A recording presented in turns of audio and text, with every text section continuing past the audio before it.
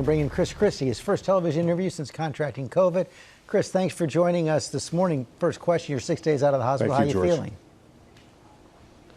I feel a lot better, George, especially the last 2 or 3 days. I've really kind of turned around in terms of being able to recover, getting a lot of my energy back. And so I'm not yet 100%, but I'm at about a fighting 80%, George. 80%, that's progress. 7 days in the ICU. You received Regeneron and antibody treatments as well? I received the Eli Lilly antibody treatment, George, and also remdesivir. So I received both of those in combination very early on in the course of my illness. The doctors decided that because I'm an asthmatic, that they wanted to be very aggressive with the treatment, and I'm, just very fortunate that I have a great hospital right near my home. I have health insurance, and I was able to get myself taken care of quickly before the disease got out of control. Well, thank goodness for that. What did you learn about it? Well, first of all, that it's very random. I mean, one of the things that's the scariest about it, George, is, my doctors would come in twice a day and say to me, listen, things look like they might be getting better, but they could turn for the worse at any minute. And so it's very, very unpredictable.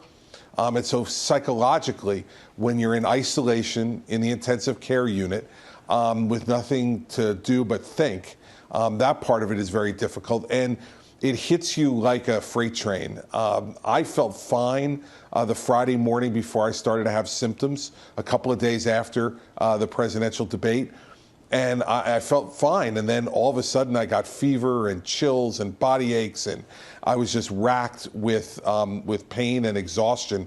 And it all happened very, very quickly. Within 24 hours, I went from feeling absolutely fine to being in the intensive care unit. You also learned a lesson about prevention. You were part of the president's debate prep, did not wear a mask. You were at that super spreader event, the nomination of Judge Amy Coney Barrett. So many there were not wearing masks as well. And you say now that was wrong. It was a mistake. I was led to believe that, all the people that I was interacting with at the White House had been tested, and it gave you a false sense of security. And it was a mistake. I'd been so careful, George, for 7 months because of my asthma, wearing masks, washing my hands, social distancing. And for 7 months, I was able to avoid the virus in one of the worst hit states in the country, in New Jersey. But I let my guard down. And it was wrong. It was just a big mistake. And what I want people to learn more than anything else is I was doing it right for 7 months and avoided the virus. I let my guard down for a couple of days inside the White House grounds, and it cost me in a significant way. But fortunately, because of the great medical care I got, and I think that all the prayers that I received from a lot of people all over the country, I was able to recover. But it doesn't make it any less a mistake. I was wrong. You're candid there about making the mistake, about letting your guard down. Has the White House learned the same lesson? I know there have been some issues with the contact tracing. It doesn't appear that that the White House contact tracing effort is extensive right now. Well, I know that there was no contact tracing done with me, George. My contact tracing was done by my local county board of health. They called me while I was in the hospital to contact trace and make sure they had all that information. And I hope so. I heard the president say last night that he has no problem with masks. I think we should be even more affirmative about it. That's why I put out the statement I did. We need to be telling people that there is no downside to you wearing masks. And in fact, there can be a great deal of upside. And I think if we all do that, that's one of the things we can contribute as Americans. And I think we need to be honest with the American people and just say directly to them that we don't know everything we need to know about this disease at this point, George. But what we do know is that masks can certainly help. Do they prevent everything? Of course, there's nothing that prevents everything. But we should be very affirmative. Leaders all across the politics, sports, the media should be saying to people, put your masks on and be safe until we get a vaccine that can help to protect us completely from this virus. As you said, the president is still not going that far. He's still out there holding rallies every day. Most of the people at those rallies are not wearing masks.